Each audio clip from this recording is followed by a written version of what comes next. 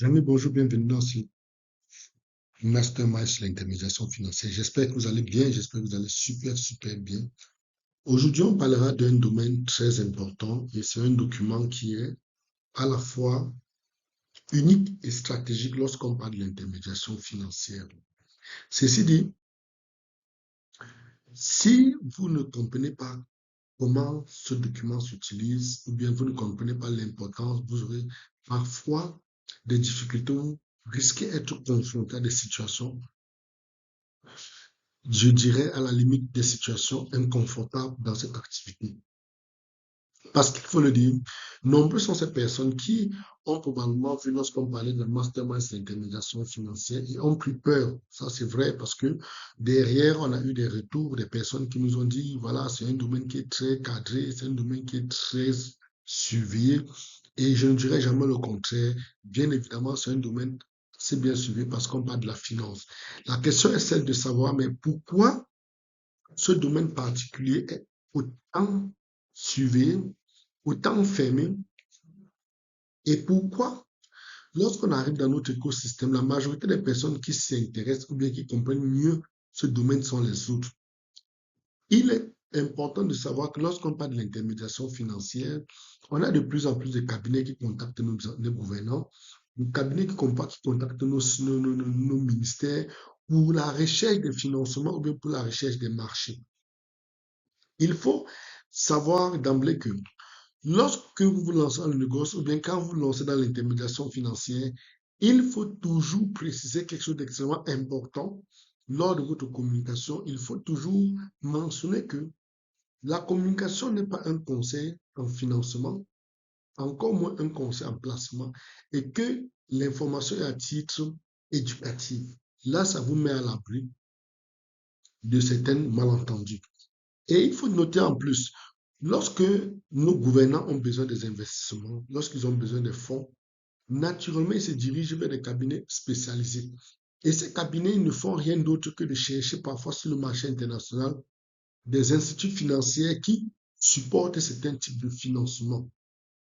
C'est en cela que vous allez voir, quand vous allez vous lancer, quand vous allez commencer véritablement, vous devez absolument cibler certains marchés, cibler certains investisseurs, cibler certaines entreprises qui font dans les investissements précis et chercher à connaître les domaines dans lesquels ces entreprises financent les projets. Parce que ce n'est pas dans tous les domaines que les entreprises le font. Il y a des entreprises spécialisées, je dis n'importe quoi, dans l'immobilier, des entreprises spécialisées dans l'énergie renouvelable, des entreprises spécialisées dans les industries, d'autres dans la finance, certains dans l'agriculture et j'en passe. C'est pourquoi vous devez absolument cibler ces entreprises pour pouvoir connaître déjà leur cahier de charges, les domaines dans lesquels ils investissent. Et derrière, vous allez chercher les potentiels bénéficiaires ou bien les entreprises qui sont dans le besoin de financement. Quand j'ai dit ceci, on avance et pour aller droit dans le sujet. Aujourd'hui, on parlera de SNSF. Certains ne comprennent pas de quoi les questions lorsqu'on parle de SNSF. Il faut comprendre que c'est un document hautement stratégique et hautement indispensable dans l'activité d'intermédiation financière. Vous vous demandez sans doute c'est quoi SNSF, c'est tout simplement le Statement of Non-Solicitation of Funds ou déclaration de non-sollicitation de fonds. C'est vrai, ça, le nom a l'air barbare, le nom a l'air compliqué, ça ne veut vraiment pas dire grand-chose, mais sachez que c'est un document extrêmement important et indispensable dans l'activité du négoce et dans l'activité de l'intermédiation financière. Lorsqu'on parle de la SNSF, on parle dans le thème de la définition qu'on donne, c'est un document juridique dans lequel une personne physique immorale déclare formellement ne pas solliciter ou collecter des fonds auprès du public ou d'investisseurs dans le cadre d'une opération financière ou d'un mandat d'intermédiation. Il faut comprendre que tout le monde n'est pas habilité à aller sur le marché international lever des fonds. Il faut un prérequis, il faut certains prérequis. Et je pense qu'au Cameroun, lorsque vous voulez lever des fonds sur le montant au-dessus de 50 millions de francs CFA, vous rentrez dans une nouvelle catégorie. Et il faut avoir une certaine compétence pour pouvoir le faire. C'est pourquoi ce document devient extrêmement important pour tous ceux qui se lancent dans l'intermédiation financière, parce que c'est un document qui vous protège. Ça vous met dans une posture où vous vous placez comme quelqu'un qui ne fait pas dans les investissements. Vous êtes un mandat dans l'intermédiation financière. La suite vous fera comprendre mieux. Le rôle principal d'un NSSF, c'est la protection juridique de l'intermédiaire. Elle permet à l'intermédiaire financier ou facilitateur de se, excusez-moi, je disais, le rôle principal est de protéger l'intermédiaire financier ou le facilitateur en se désengageant de toute collecte illégale ou non autorisée de capitaux afin d'éviter d'enfreindre les régulations relatives à l'appel public à l'épargne ou à exercer de façon illégale l'activité bancaire. C'est-à-dire que ce document vous permet de vous mettre à l'abri pour vous dire, pour vous protéger contre des attaques qui viendront vous dire que vous êtes en train de faire un appel illégal, vous êtes en train de mener de façon illégale l'activité bancaire, ou bien vous êtes en train de faire une levée de fonds, une collecte de fonds non autorisée. C'est pourquoi il faut absolument signer ce document avec les différentes parties pour qu'en cas de besoin, vous leur dites que non, vous n'étiez qu'un intermédiaire, vous n'étiez qu'un mandat. Vous n'étiez pas, vous n'aviez pas le rôle de banquier, encore moins le rôle de financier. Vous étiez juste un mandat. Et je prends un exemple banal. On sous-entend que vous avez quelqu'un autour de vous qui vous dit, bon voilà, tiens, j'ai peut-être 10 hectares de terrain et j'ai besoin d'un certain montant. C'est un exemple simple. J'ai besoin de 10 millions, de 100 millions de francs pour un projet.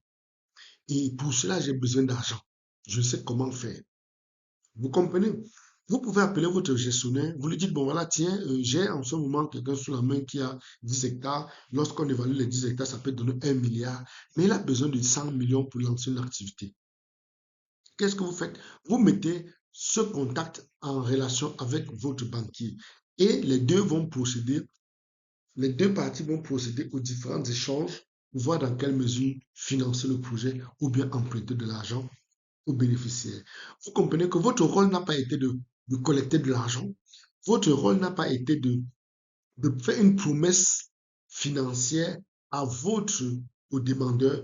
Vous avez servi tout simplement d'intermédiaire entre le demandeur et le banquier. C'est l'une des raisons pour lesquelles vous n'êtes en rien responsable de ce qui se passera par la suite. C'est pour ça que l'intermédiaire financier a pu se mettre au-dessus.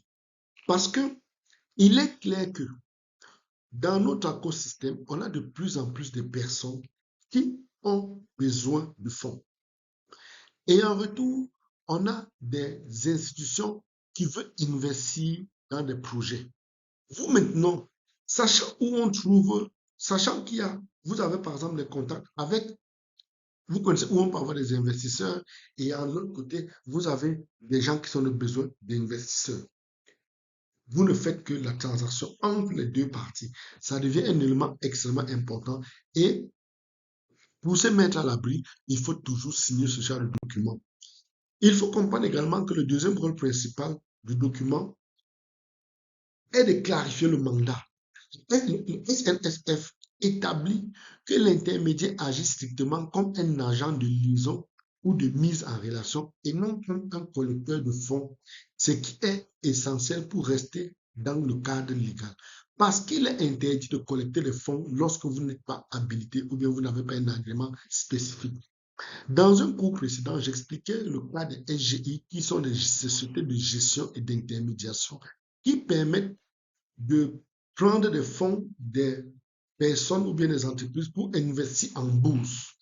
Et ces SGI ont la possibilité de stocker de l'argent. Ils sont comme des substituts aux banques. C'est un détail très important. Mais vous, en tant qu'intermédiaire financier, vous ne prenez jamais l'argent de quelqu'un. Ne prenez jamais l'argent de quelqu'un pour dire que je vais prendre cet argent pour investir ou bien je vais prendre cet argent pour faire fructifier. Non, si vous le faites, vous rentrez dans l'illégalité. C'est pourquoi nous devons signer ce genre de document pour justifier que ce que nous avons fait n'étions que des mandats. Nous n'avons que servi d'intermédiaire entre quelqu'un qui était dans le besoin et une autre personne qui avait les fonds et voulait investir. Rien ne vous interdit de mettre deux personnes en relation. Et il faut toujours préciser que nous devons toujours dire que notre activité n'a pas pour rôle d'être comme conseiller financier ou conseil en investissement. Nous ne sommes que là dans le cadre éducatif. Ça, c'est un détail extrêmement important à savoir. Et quand vous avez ce document, même si vous allez vers un demandeur, vous lui faites la proposition, vous lui faites signer ce document pour qu'il s'engage à comprendre qu'il vous a plutôt mandaté à l'aider à trouver quelqu'un qui peut financer son projet. Et c'est pareil avec le mandant, celui qui a les financements et cherche à mettre à votre disposition. Lorsqu'on est dans cette posture, vous comprenez que dans les deux cas, vous agissez typiquement comme un intermédiaire. Vous n'agissez pas en tant que collecteur de fonds. C'est pourquoi il est important et extrêmement utile d'avoir ce genre de document sous la main lorsque vous voulez entamer l'activité.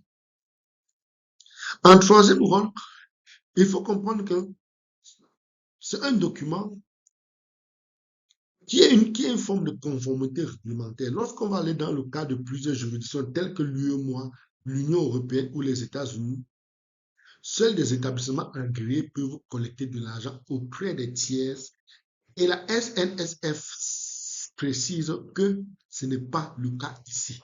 Ça sous-entend que puisque vous ne collectez pas l'argent auprès des gens, puisque vous n'êtes pas habilité à prendre de l'argent pour investir en bourse, vous signez ce document qui vous met juste en relation, qui demande que vous mettez les parties uniquement en relation.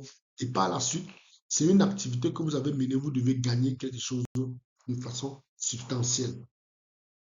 Donc, lorsqu'on a compris ceci, il faut connaître les différents usages qui existent dans ce document ou bien qui existent dans le cas concret de l'intermédiation financière. Dans le dossier de levée de fonds, l'intermédiaire financier signe ou demande une SNSF pour prouver qu'il ne collecte pas d'argent, mais met en relation un porteur de projet et un investisseur. Vous comprenez que ça devient extrêmement important parce que ça vous prouve. Vous démontrez que vous ne prenez pas l'argent des gens. Il ne faut pas le faire. Parce que n'allez pas dire que vous ne prenez pas l'argent des gens pour investir et vous le faites. Ça, c'est que vous entrez sous le coup de la loi. Vous prenez, vous mettez juste les deux parties en contact, en relation pour qu'ils puissent mener les affaires. C'est-à-dire que lorsque le financier vous donne son cahier de charges, il vous donne le domaine dans lequel il investit, vous allez sur un marché, trouver des gens qui sont dans le besoin de financement. Vous leur dites, OK, donnez-moi votre business plan. Vous prenez le business plan, vous essayez de regarder le business plan. Est-ce que ça correspond aux besoins de l'investisseur? Est-ce que ça cadre avec le besoin de l'investisseur? Et vous, si ça cadre, naturellement, vous prenez le document que vous allez transférer chez l'investisseur à lui d'étudier. Et lorsqu'il a besoin d'un document supplémentaire, il a besoin d'un élément en plus, il s'adresse directement au demandeur. Ça, c'est la chose importante à savoir. Maintenant, on ne vous met pas à l'écart. Vous êtes impliqué à un certain niveau. Ça se fait également avec les États. Sauf que vous êtes carrément bien protégé avec ce document qui vous permet de vous mettre au-dessus des choses. Sans quoi, si vous ne le signez pas, et que par la suite, il y a encore un problème quelconque, vous vous retrouvez impliqué jusqu'au cou. Vous vous retrouvez impliqué jusqu'au cou. Et la suite du document vous fera comprendre. Les usages concrets de l'intermédiaire financier. Dans les cas de dossiers de crédit documentés ou instruments financiers, les SBLC, les MTN ou LC, certaines banques plateformes ou compliance office exigent une SNSF avant une discussion sur un produit structuré. Et on donne un exemple simple. Un facilitateur présente un client souhaitant acquérir une lettre de crédit, une LC, la SNSF signée par le facilitateur et le client permet à la banque d'échanger en toute sécurité juridique. Parce que par la suite, le banquier peut se retrouver dans une posture où vous êtes venu avec un marché, vous êtes venu avec quelqu'un qui avait besoin d'une lettre de crédit. Mais qu'est-ce qui vous protège? Qu'est-ce qui protège le banquier? Vous demandera forcément de signer ce document. Et si vous avez déjà signé en amont, ça devient un avantage pour vous. Ça vous fait gagner en temps. Comprenez que même les banques parfois exigent ce document. Maintenant, on a parlé également un usage concret par les intermédiaires financiers. Dans ce cas, on parlera de contrats de représentation commerciale ou d'apporteurs d'affaires. Pour éviter toute confusion, l'intermédiaire financier joint une SNSF à son mandat ou contrat d'apporteur d'affaires. Pour dire que lorsque vous avez rencontré un financier, vous avez discuté, vous lui dites, voilà, sur le marché, par exemple, africain, je peux avoir assez de marché, je peux avoir des investisseurs, je peux avoir des gens qui ont besoin d'investir, je vous en prie. Il doit signer ce document pour vous donner la possibilité d'être comme porteur d'affaires. Vous n'êtes pas le financier, vous êtes un apporteur d'affaires. La majorité des personnes qui nous ont contactés savent que nous leur avons toujours dit que nous ne finançons jamais nos projets, nous ne finançons aucun projet, nous ne sommes que l'intermédiation, nous ne sommes que la passerelle qui vous met en contact avec des financiers. Et derrière, le financier peut vous demander certains documents, c'est à vous de produire et non à nous. Parce que c'est vous qui êtes dans le besoin.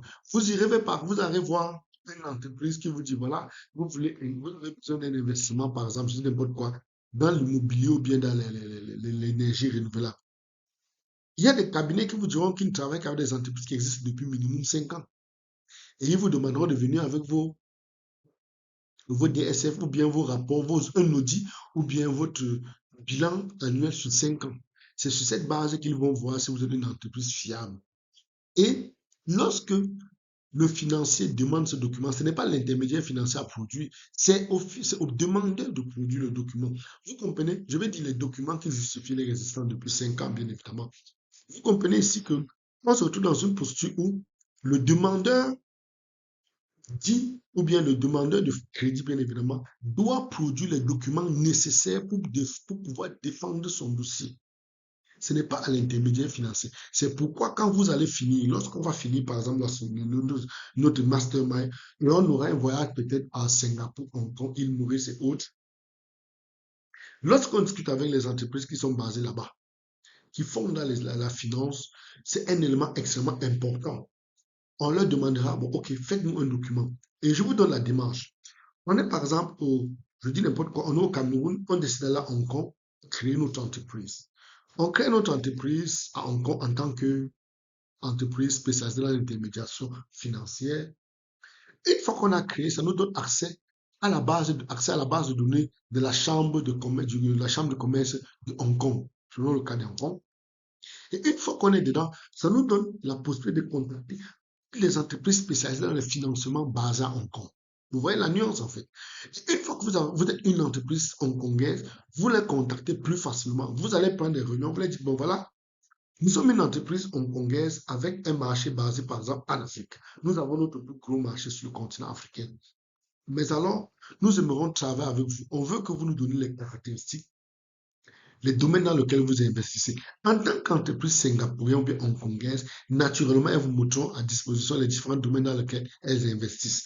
Et vous prenez maintenant, vous leur dites, OK, puisque nous sommes déjà ici, donnons-nous un protocole d'accord ou bien un mandat qui nous permet d'aller exercer en tant que votre mandat, en tant que votre apporteur d'affaires. C'est en ce moment que lorsque vous donnez un contrat, un mémorandum d'apporteur d'affaires, derrière, ils doivent signer la SNSF. Il vous met à l'abri pour démontrer que vous ne touchez pas le moindre centime de quelqu'un. Parce que nous sommes dans un domaine juridique où il arrive des moments où il peut y avoir des plaintes, il peut y avoir des grosses crises. Quand vous avez signé ça, quel que soit ce qui s'est passé entre les différentes parties, même si vous avez aperçu votre commission, ce qui se passe par la suite ne vous concerne en rien. Vous comprenez l'importance qu'il y a à documenter et à signer ce genre de contrat avec les différentes parties. Et c'est des choses que beaucoup ignorent. On se retrouve avec des gens qui se lancent dans des domaines qui ne comprennent pas qu'il faut absolument ce genre de document pour se protéger.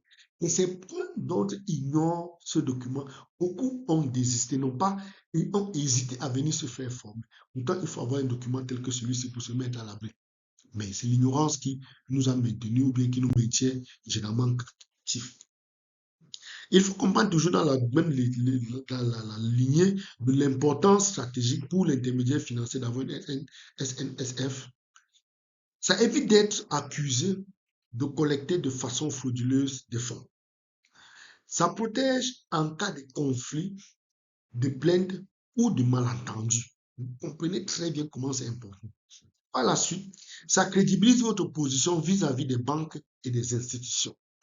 C'est pour vous dire que vous pouvez exercer en tant qu'intermédiaire financier sans avoir besoin d'un agrément quelconque. Il suffit que les deux parties vous donnent votre document qui vous met à l'abri. C'est extrêmement important. Parce que si vous pensez toujours que, puisqu'on dit que pour être intermédiaire financier, on a besoin de certains documents, vous ne l'avez pas, vous ne pouvez pas exercer, c'est dire que vous allez errer comme ça pendant toute la vie. Vous allez errer à la limite comme un mauvais esprit.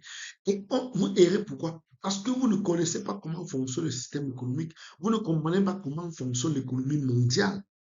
À toute chose, il arrive des moments où il y a toujours des mécanismes de contournement. Et du moment où on n'est pas en train d'enfreindre la loi, nous sommes autorisés à le faire. Et malheureusement, la partie dont nous on connaît, on s'arrête là. On pense que puisque ce que nous avons entendu, c'est ceci, il n'existe plus rien. On ne pousse plus le savoir, on ne pousse plus l'intelligence, on ne pousse pas la recherche et ça nous limite.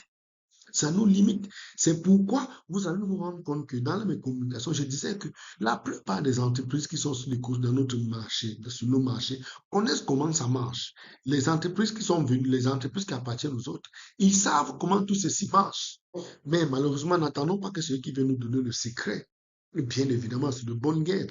C'est à nous de pouvoir développer. C'est l'une des raisons pour lesquelles vous allez voir que dans notre écosystème, ces entreprises réalisent beaucoup de grandes choses. Ces entreprises exercent de très grosses influences sur notre écosystème parce qu'ils savent comment s'y prendre. Ils savent à qui s'adresser. Et nous autres, nous, on tourne en rond. On pense que non, ils font tous toujours des choses qui ne sont pas des choses illégales. Et malheureusement, c'est ce qui nous maintient au fond. Lorsqu'on a compris ceci, on va maintenant comprendre le contenu de la SNSF. Sur le document, il porte l'identité des différentes parties, la nature de la transaction mise en relation, conseil, etc. C'est des choses qu'il faut que ça se porte. Vous êtes dans une dynamique où vous avez rencontré un investisseur, vous signez le contrat. Dans le document, vous pouvez mettre la nature de la relation. Vous pouvez dire que lui, on précise que vous n'êtes que celui qui sert d'intermédiaire. Vous mettez uniquement en relation. Vous ne parlez pas finance, vous ne parlez pas l'argent des gens. Derrière, au niveau du demandeur, vous pouvez signer le document en tant que conseil. En tant que metteur en relation, vous pouvez également le mettre en relation. C'est comme par exemple, quand vous devenez en tant que conseil, vous n'êtes en rien impliqué parce que la décision finale, c'est celui qui vous a mandaté qui la prend. Ce n'est pas vous qui prenez la décision. Vous lui dites simplement, voici ce que je vous recommande. Dans les vidéos précédentes, je vous ai montré comment vous pouvez, en fait, vous pouvez donner un conseil à un importateur d'utiliser peut-être une SBLC ou elle est des crédits documentaires ou bien un crédit doc. Vous venez en tant que conseil parce que vous avez ce savoir que l'autre, lui, il ne possède pas. Et n'oubliez pas que lorsqu'on arrive dans le système bancaire, la plupart de nos actionnaires, enfin, je vais dire nos banquiers, sont des gens qui travaillent beaucoup sur la base de commissions. C'est-à-dire que quand un investisseur ou bien un client va vers un gestionnaire, lui dit, voilà, j'ai besoin de fonds. Le gestionnaire, la plupart du temps, va lui conseiller un produit sur lequel lui, il a une grosse marge. Un produit sur lequel il a une grosse marge est bénéficiaire ou bien sa banque. C'est ça le principe de truc. Le gars veut gagner l'argent. Mais c'est qu'en face de lui, celui qui est venu dans le truc n'a pas les outils. Il ne connaît rien sur la finance, il ne connaît rien sur le monde de la finance. Il va l'écouter religieusement. Et naturellement, quand votre banquier vous donne un conseil, dit que banquier, ok, comme c'est toi qui l'as dit, j'accepte, je signe, parce qu'on lui fait confiance. Mais derrière, Ce n'est pas un homme de confiance, ce n'est pas un homme loyal, c'est un homme d'affaires est là pour gagner de l'argent sur votre dos. C'est vous le produit, à la limite. C'est vous le produit. Et étant donné que vous êtes le produit, il doit se faire le maximum de tâches sur votre dos. En vous, s'il le faut même, vous proposer des services qui vous coûteront cher. Parce qu'à la fin, l'objectif pour lui, c'est de gagner de l'argent. Et s'il peut se servir de vous pour gagner le maximum possible, il le fera sans état d'âme. Celui qui pense que le banquier ne peut pas le faire n'a rien compris.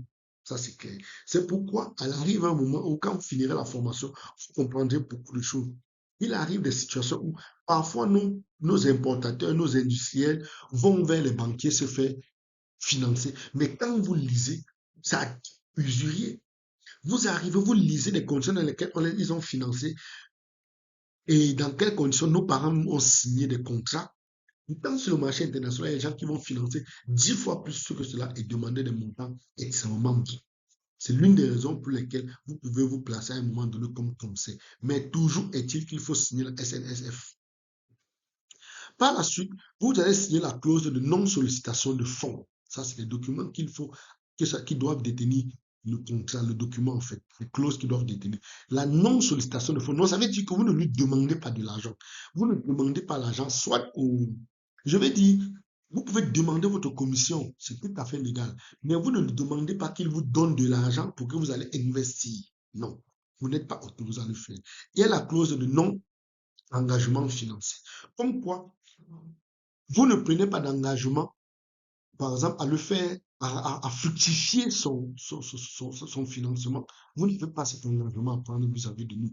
Celui qui est venu avec son projet, il est venu avec son business plan. Et son business plan, par exemple, respectait un certain canevas. Par la suite, vous avez décidé de l'accompagner parce que vous connaissez certaines personnes qui sont en fait spécialisées dans l'un des deux cas. Derrière, en rien, ça fait de vous quelqu'un qui prend son argent. Par la suite, il y a la signature et les différentes dates. C'est pour dire que, alors les amis, tel que j'expliquais, en résumé, il faut se retenir que le Statement of Non-Solicitation of Funds est une armure juridique, je voulais dire, indispensable pour tout intermédiaire financier, surtout lorsqu'il agit entre un porteur de projet et un investisseur ou une banque. Elle nous permet de structurer, ou bien elle vous permet, si vous voulez, de structurer vos interventions, protéger votre activité et conserver votre légitimité professionnelle dans un métier où les frontières entre le conseil, le placement, le collecteur est parfois très fine. C'est vous expliquer comment, je l'ai déjà dit, on est dans une dynamique où il faut absolument signer ce document pour se mettre à l'abri, pour se protéger. Parce que dans toute activité qu'on mène, il y a des risques. N'allez pas croire que les médecins même prennent des risques. Si vous pensez que parce qu'on a dit qu'il faut se protéger, vous ne pouvez pas le faire, c'est que vous n'avez rien compris. Le vendeur, la maman qui vend les beignets, la pauvre maman qui fait les beignets ou bien beau flotto en bordure de route, elle-même prend des risques parce que un enfant peut se trouver intoxiqué. Quelqu'un peut avoir une intoxication alimentaire. Je ne sais pas, pendant qu'elle est en train de pétrir sa farine, un corps étranger peut rentrer dedans et pendant qu'elle vend à quelqu'un, une personne prend et découvre ce corps étranger, ça devient un scandale. Vous dites qu'il y a toujours des risques. C'est la raison pour laquelle il faut se prémunir le plus possible. Et ce document vient à temps pour pouvoir nous protéger. Je ne manquerai pas de le redire que lorsqu'on sera par exemple à Singapour, bien Hong Kong, à l'île ou Seychelles, ça sera un élément extrêmement important et capital pour nous de nous mettre dans une position où on crée l'entreprise et on va vers ces entreprises sur le plan local, discuter avec elles, être leurs représentants, être leurs apporteurs d'affaires sur le plan, sur notre continent ou bien dans nos différents pays. Et par la suite, on aura la possibilité de rencontrer à la fois des gens qui sont dans le besoin de financement, mais surtout, il faut se spécialiser. Lorsque vous allez vous mettre en tant qu'intermédiaire financier, il faut savoir dans quel domaine vous allez vous spécialiser. N'allez pas dans tous les sens. Vous pouvez dire, OK, je suis apporteur d'affaires, ou je vais travailler plus avec les industriels, je vais travailler avec des commerçants, avec des importateurs, vous allez leur conseiller sur les instruments financiers. LCA, lettres de crédit, autres. Vous pouvez vous spécialiser, par exemple, dans les énergies renouvelables. Et par la suite, ça sous-entend que quand vous allez discuter avec les entreprises locales qui ont besoin des énergies, des financements dans le domaine de l'énergie renouvelable, dans votre base de données, vous avez une grosse quantité ou bien un gros nombre, un nombre d'entreprises assez conséquent qui permet de, avec lesquelles vous allez les mettre en contact pour qu'ils puissent travailler. Je vais donner un détail encore très important. Il faut savoir que ces documents sont reconnus par l'ONU, par la Chambre, par la Banque internationale, je vais dire la Banque, le FMI et la Banque mondiale. Les chambres de commerce, la majorité des chambres de commerce connaissent ce document parce que c'est ça qui protège sur le plan international. Maintenant, notez en plus que la majorité, bien qu'à la quasi-totalité des entreprises qui comptent nos ministères ou bien nos États utilisent ces documents. Ils les en ont. Ils ont ces documents en office. Mais notre ignorance fait que nous serons toujours à l'écart. Nous sommes toujours marqués. Nous sommes toujours largués. C'est pourquoi lorsque nous allons finir cette rencontre, on va par exemple, je dis n'importe quoi, on va à Singapour, on crée chacune d'entreprise. Quand vous revenez dans votre pays respectif, vous allez rencontrer le ministre des Finances pour lui dire, bon voilà, je suis monsieur tel, je suis entrepreneur, spécialiste dans l'intermédiation financière. Notre entreprise est basée à Singapour, nous faisons dans les financements, nous travaillons avec des cabinets qui font dans des financements dans tel domaine. Vous comprenez qu'ils vous écouteront. Et c'est pourquoi il faut noter que la majorité, à chaque année, en début d'année, je le dis toujours et je le redirai encore, vous allez vers le ministère de l'Investissement, le ministre des Investissements. Il y a la liste des domaines dans lesquels l'État va investir au cours de l'année. Vous prenez toutes ces listes. Vous regardez dans la liste les investissements possibles, les investissements et puis les types de financement dont ils ont besoin. Vous prenez ça et vous allez sur le marché international voir les entreprises qui financent. C'est comme ça que les autres font. Parce que je l'ai dit dans une précédente formation, ou bien dans une précédente vidéo, que nos États n'ont pas la possibilité d'aller, ne vont pas sur le marché chercher des investisseurs. Il nous revient d'y aller. C'est nous qui devons aller sur ces marchés, discuter avec les différents partenaires ou bien les différentes entreprises qui font dans dans ce domaine respectif.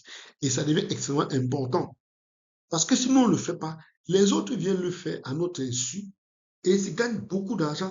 Parfois, même nos États dans des conditions extrêmement difficiles. C'est pourquoi il arrive des moments où vous lisez des contrats, vous voyez les conditions dans lesquelles certains États ont mis ont fait des concessions. Vous êtes étonné, vous vous demandez, mais comment ça peut arriver? On a tout récemment le cas de la RD Congo qui va négocier sa sécurité avec les États-Unis en mettant les ressources naturelles en garantie. Vous penserez qui sont ceux qui ont fait la transaction? Ce sont les intermédiaires financiers. C'est eux qui viennent proposer au gouvernement que, bon, voilà, voici ce que nous on va faire. On va vous mettre en contact avec l'État américain pour telle transaction.